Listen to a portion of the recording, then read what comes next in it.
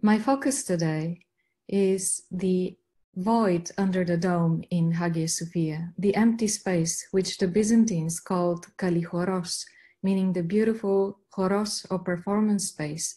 And I'll speak about the intangible aspects of Hagia Sophia, light and sound, this energy that is gathered under the dome, and the effect they have in stimulating a presence of the metaphysical that is not intended, it's not connected to anthropomorphic figuration. The interior of Hagia Sophia is covered in gold mosaics and marbles. The 6th century Justinianic building did not have any anthropomorphic figure or representations in the mosaics, and there was mostly vegetal and geometric patterns or crosses on gold ground. And the marble itself, the majority of which came from the island of Proconnesus, was book-matched, meaning that it is the blocks are cut and spliced open so that they create a continuous pattern of waves. The waves elicit the memory, the perceptual memory of quivering, coruscating waters, the sea. So there is a architectural, mythopoetic image of water inside this building, created visually, optically, through the designs of the marble. And this visual aspect has acoustic corollary, a space that is an interior volume of over 250,000 cubic meters and reflective surfaces, creates reverberation that is on a scale 3 to 4 times larger than our modern concert buildings. Hagia Sophia's acoustics is approximately 12 seconds reverberation time in the range of the human voice. At the bottom of my screen, you see the different frequencies. And so from hundreds to a couple of kilohertz, the reverberation time in this building is in the score between 8 to 12 seconds. What is reverberation? This is the residual energy once a signal has been fired in a space or once a note has been sung in the space. This residual energy continuing to reflect and propagate until it falls below 30 dB. That time is called reverberation time. In Hagia Sophia, the measured reverberation time with the building empty is approximately, as I said, 12 seconds. So an interior whose visual metaphor is associated with water has the corollary of sound that is also associated with what is wet sound. Reverberant space is called wet space in recording engineering. And so what I'm going to play very soon for you is how this space sounds. Hagia Sophia, when the building was transformed into a museum in 1934 with a cabinet decree, there was an immediate ban on any performance of the human voice because the desire was to keep this building within a secular context and to look at history through a secularist lens.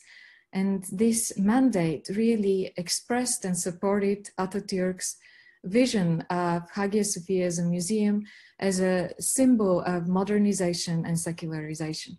So we cannot bring singers to this interior. We could not bring singers to this interior to activate it. This interior, as you see, is an instrument of the human voice. So since we cannot bring singers, what we did, and I say we, because I co-direct a project, interdisciplinary project called Icons of Sound with Jonathan Abel at the Stanford Center for Computer Research in Music and Acoustics. So it's a collaboration between our history and the Stanford Center for Music and Acoustics. And we have also invited the important a cappella group, Cappella Romana, to collaborate with us. And in the course of over a decade, we have been able to do a couple of important steps. First, in 2010, I was able to gather acoustic data based on which we were able to get the acoustic signature of Hagia Sophia. And then in 2 concerts, 2013 and 2016, we imprinted this acoustic signature on live performance. And this is what you see at the top right. This is Stanford's Bing Hall and Cappella Romana singing in that 2016 concert. So I'll play a small sample for you to hear this wet sound of Hagia Sophia.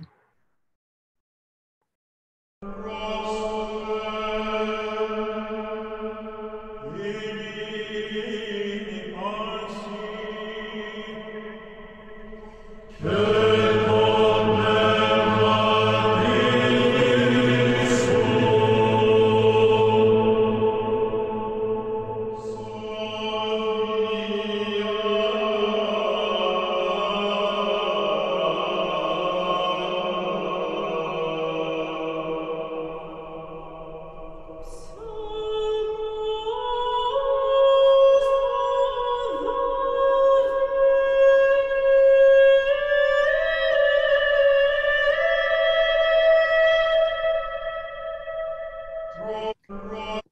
wet sound of Hagia Sophia, the acoustics of water, and the visuality of water bears very important symbolism for the way the building is imagined. It is connected with water with the notion of Genesis, of the spirit that hovers over the primordial waters. And here with the wet sound, I want to come back to light. Light makes the void visually present, sensorially present. Thomas Whittemore, when he started the restorations of Hagia Sophia in 1934, he embarked on a project that he never published. It was called Study of Light in Hagia Sophia. I thank Bettina at the archive of Dumbarton Oaks who helped me provide a scanned copy of this text. It's a text that went through many different versions from 1936 until 1945. Why is it important? Because no scholar since Thomas Whittemore focused on the diurnal cycle of light in Hagia Sophia, how light animates the Kalichoros, the space under the dome. He hired Bedrus Iskender from the famous Sabah photo studio to record in black and white photography this passage of light. And these are some of the most haunting, poetic and lyrical photographs that we have of Hagia Sophia. So here you see two images from the study of light in summer. And I would summarize through a computer animation some of the results of Thomas Whittemore. He explored both the winter and the summer. Here I'll be speaking about the effect of sunlight in the summer. Light comes from the northeast and direct light comes from the northeast. As it penetrates, eventually the dome starts to operate, the windows of the dome. By 8:30, that light really inundates the space. Between 11:45 and 1, there is no direct light coming from the dome. And then in the afternoon, the sun comes in, and again, these direct rays pass through the interior of Hagia Sophia. Why is this important in this study? First, because Whittemore very insightfully recognized how there is a moment in which direct light disappears between 11:45 and 1 o'clock at approximately the time in which the Eucharist is still celebrated. So the interior already creates this mystical environment in which there is intense diffused light, but no reflected light and no direct light in the space. As Whittemore was studying, many of the windows were closed. He commented how 80% of the light of the 6th century Justinianic building in the course of the life of the monument has been closed off. So basically what we see today in Hagia Sophia is 20% of the natural light that would have activated the interior. And light, the effect of light is it transforms the surfaces. Direct light makes the marble incandescent. In sunrise and sunset, the effect is opalescence on the surface of the Proconnesian marble, which starts to gain the appearance of the Bosphorus at certain moments of the day. And this transformative quality, and especially the incandescence, is what within the Byzantine ekphrasis is read as animation, epsychosis of the material. The inert becomes alive. And these are pregnant moments in which most of the visitors, even when the museum was functioning, were not able to see, because sunrise is well before the museum opens to visitors. And sunset, depending on the season, is not accessible. For instance, in the summer hours, it was never accessible to visitors. So these are aspects, intangible aspects that visitors had not been able to see. Incandescence, as I said, is read as empsychosis, liveliness, and inspiriting of the matter. And this inspiriting plays a very important role in the way it is activated. In the winter, when sun rises directly from the central window, especially around the winter solstice, because the building is oriented towards the winter solstice, and there is a concatenation of very important feasts, including the inauguration of Hagia Sophia on December 23rd, that light shoots contre-jour on the ambo. This is the structure, and I'll show with my pointer where the choir stands. The ambo is made of alabaster or onyx, and when light comes from behind, as you see two examples from modern architecture, Mies van der Rohe, Tugendhat-Villa, it becomes like embers, like burning coals, this really incandescent presence. As the choir rises, they translate this visual presence of the incandescence into sound. And what I'll play for you is from the Feast of the Exaltation of the Cross, Kontakion.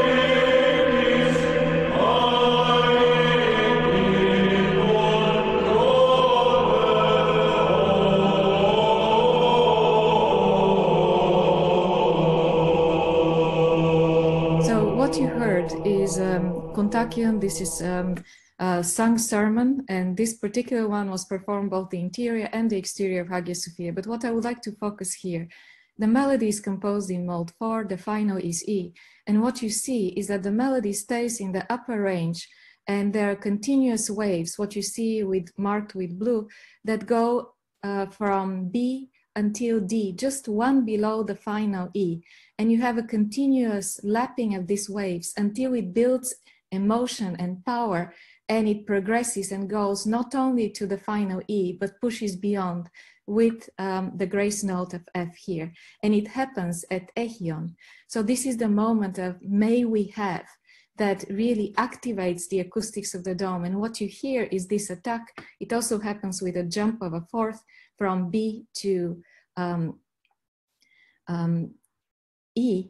And this attack immediately activates the acoustic response of the dome, which is a glittering golden rain.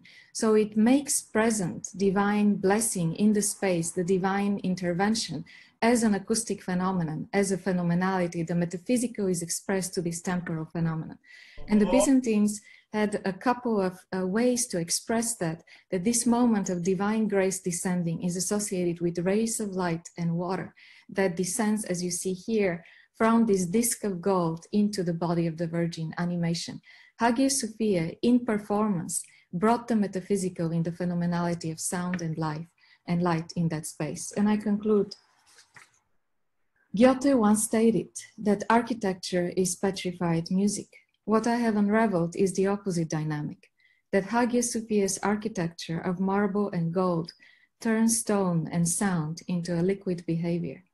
Excited by the aural energy of chant, the acoustic system responds with an aural rain, pouring divine from the dome.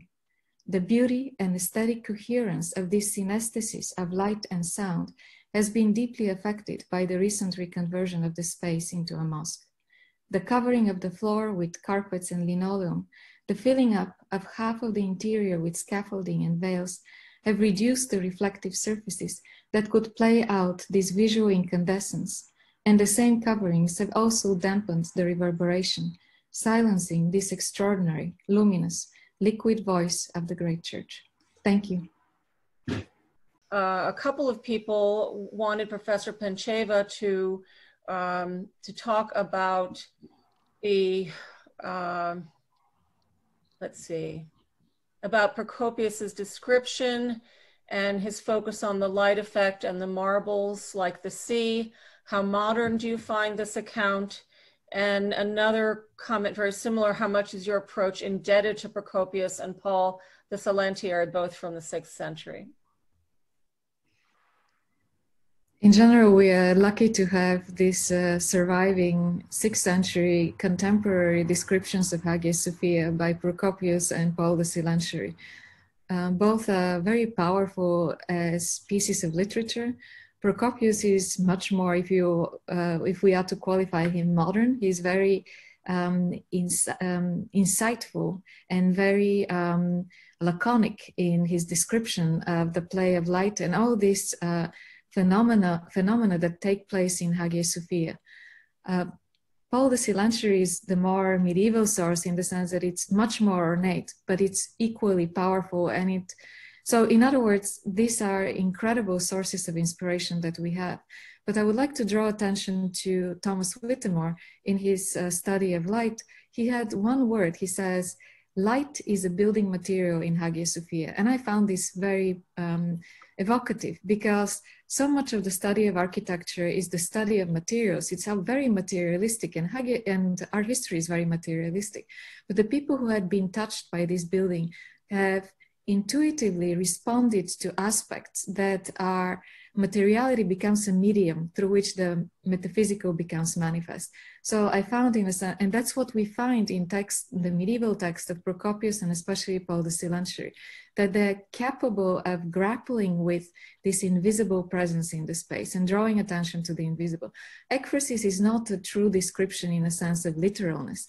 Ekphrasis is a way of eliciting emotion and a way of transforming listeners into viewers. And that's what these ekphrasis were able to accomplish. And they show incredible richness for us in our engagement with the past. I'll stop here. Thank you. Dr. Pentcheva, one of the speakers was interested in shadows and made the comment that phenomenological studies of light also focus on shadows. Could you expand a little more on how shadows contributed to the overall visual program?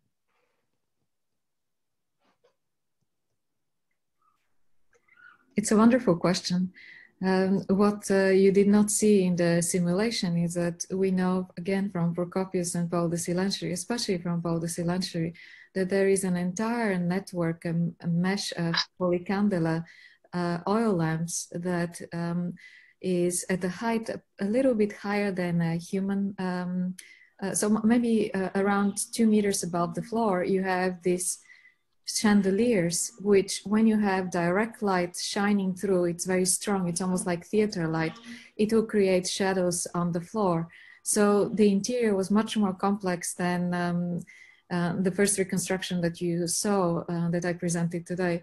So why is this important? Is again because this metaphysical presence, the presence of the Holy Spirit, pneuma, is understood as episkepsis, as something that overshadows, that is above in a sense. And you have these multiple presences within that space, all played out in the void, and above, in a sense, the human height in that space. Even to this day, the Ottoman chandeliers, they're beautiful. And they do create this effect, especially the sunset. It has very strong light. And in the summer months, you do see the shadows gathering in the northeastern corner of the building. So this is another one of these lyrical, poetic aspects of the building. Thank you.